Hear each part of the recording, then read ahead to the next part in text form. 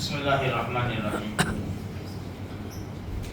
قال النبی صلی اللہ علیہ وسلم جنبوا مساجدکم صبیانکم ومجانینکم. دیکھو میرے بھائیو، یہ اللہ کا جو گھر ہے نا وہ شاہی دربار ہے. اس کے کچھ قاعدے اور قانون ہیں. جب یہاں داخل ہو نا تو سیدھے پیر سے داخل ہو. سب سے پہلے تو کیا کہا؟ یا بنی آدم خذوا زینتکم عند کل مسجد. بھائی مسجد میں آؤ تو ذرا بن سور کر آؤ، اچھے کپڑوں سے آؤ، اچھا لباس ہو، تمہارے بدن سے خوشبو آ رہی ہو. اس طرح یہ شاہی دربار ہے. اس کے جیسا کوئی مغل بھی نہیں ہے، کوئی گارڈن بھی نہیں ہے، دور دور تک اس کی رسائی نہیں ہے. یہ خدا کا دربار ہے، یہ شہنشاہ کا دربار ہے. اس کے قانون بڑے عجیب ہے اور بڑے الگ ہے. اس کا ہمیں فالو کرنا ضروری ہے میرے بھائی. بھائی جس کپڑوں میں، جس ٹوپی اور رومال میں ہم مال میں نہیں جا سکتے، گارڈن میں نہیں جا سکتے، خدا کے دربار میں کیسے آ جاتے ہم لوگ؟ بھائی اچھی طرح خدا کا دربار ہے، یہ آؤ میرے بھائیوں. دیکھو دوسری ایک بات یہ ہے، لوگ بچوں کو لے کر چلے آتے ہیں. اب معصوم بچے، ان کو بیچارہ کو کیا پتا، وہ بندھا ہوا ہے اندر پیشاب ہے، پاخانہ ہے، کیا خبر. حرم میں نہ آؤ. اسی طرح وہ بچے جو پاکی ناپاکی کا خیال نہیں رکھتے، وہ بچوں کو کیوں مسجد میں آنے کی اجازت؟ بھئی حدیث میں ہے تمہاری مسجدوں کو تمہارے بچوں سے پاگل لوگوں سے بچاؤ. کیوں؟ اس لیے کہ پاکی ناپاکی کا ان کو خیال نہیں ہے. جو بچے شور کرتے ہو، دیکھو ایک بات ہمیشہ یاد رکھو میرے بھائیوں، اگر ہمارے بچے اگر ایسے ہے تو ہم اپنے بچوں کو ڈانٹیں. کیونکہ آج کل کوئی بولنے والا نہیں ہے، کیونکہ سب کو ڈر لگتا ہے جھگڑے کا، لڑائی کا، کہ میں اس کا بچہ بولوں گا تو یہ سیدھا گھر پہ آ جائے گا جھگڑا کرنے کے لیے. بھائی جو اچھی بات ہے وہ تو بتانی پڑے گی. یا تو خود اپنے بچے کو سنبھال لو. تو میرے بھائیوں، یہ خدا کا دربار ہے، اس کے قانون الگ ہے. اب دیکھو، میں نے یہ تراویح میں بھی ہمارے یہاں بچے تھے، میں سے صاف بات کروں گا، کئی 2 مرتبہ تو کہا تھا.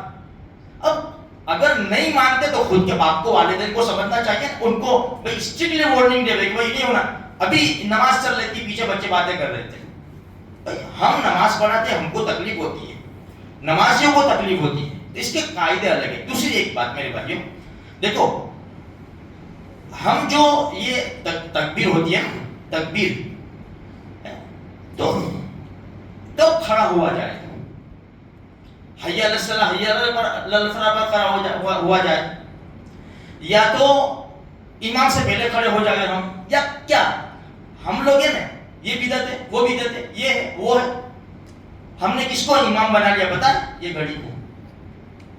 یہ عشاء کی 8:20 کا ٹائم ہے نا، تو جیسے ٹیٹ ہوا نا، امام کہاں ہے؟ کسی دیکھو آپ سب مسجدوں میں دیکھو آپ، امام کہاں ہے؟ پیچھے ہے کہ نہیں ہے؟ پہلی صف والے کھڑے ہو جاتے ہیں. جب تک امام کو نہ دیکھے وہاں تک پہلی صف والے، دوسری، جہاں تک امام پیچھے ہے وہاں تک آگے والے کھڑے نہیں ہو سکتے.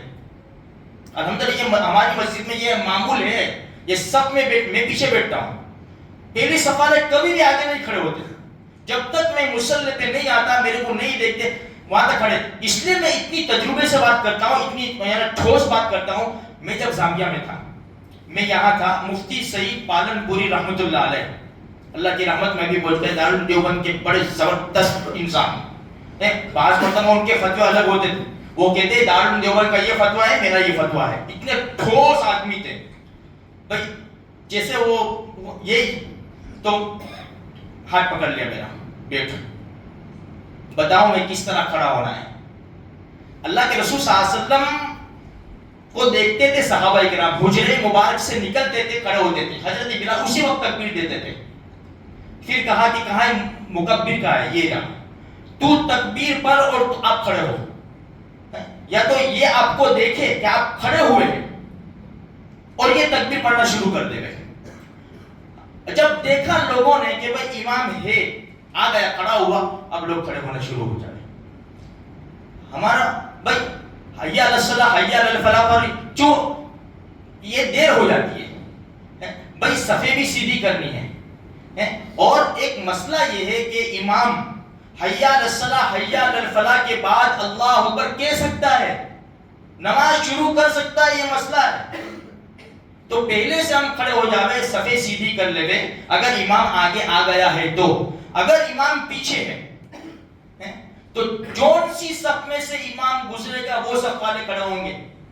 اس سے پہلے امام پیچھے ہے اور آگے صف والے کبھی بھی کھڑے نہیں ہو سکتے. یہ ترتیب ہے میرے بھائیوں. اس لیے ہم سمجھے یہ بدعت نہیں، یہ مستحب نہیں، جائز نہ ناجائز نہ کرے. جو ہمیں بتایا جاتا ہے نا مسلح پر سے، اس کے اوپر ہم عمل کرنے کی پوری کوشش کریں میرے بھائیوں. ورنہ کیا ہوتا ہے کہ ایک مسجد کا ماحول پھر تھوڑا سا خراب ہو جاتا ہے. اور یہ بچوں کے میں اسٹرکٹلی میں کہہ رہا ہوں، دیکھو جو جس کے بھی بچے ہوئے میرے بھائیوں، میرے کو تو کچھ بھی نہیں، تم نہ کہیں گے کہ تو نہیں آئیں گے بھائی، تمہارا بہت بہت شکریہ کہ تم نے اتنے سال خدمت کا موقع دیا ہے. لیکن جو ہے وہ ہے، آپ سمجھے نا. اس لیے ہماری مسجد میں کوئی کچھ بولتا ہی نہیں ہے کسی کو. یار بچے شور کر رہے ادھر ادھر چھوٹے چھوٹے بچے لے کے آ جاتے ہیں اندر، پیشاب پاخانہ ہے. کیا ہے، ہم نے خدا کے دربار کو کیا سمجھ رکھا ہے؟ معاف کرنا تھوڑی دیر ہو گئی. اللہ مجھے آپ کو کہیں سنی بات پر عمل کرنے کی توفیق عطا فرمائے.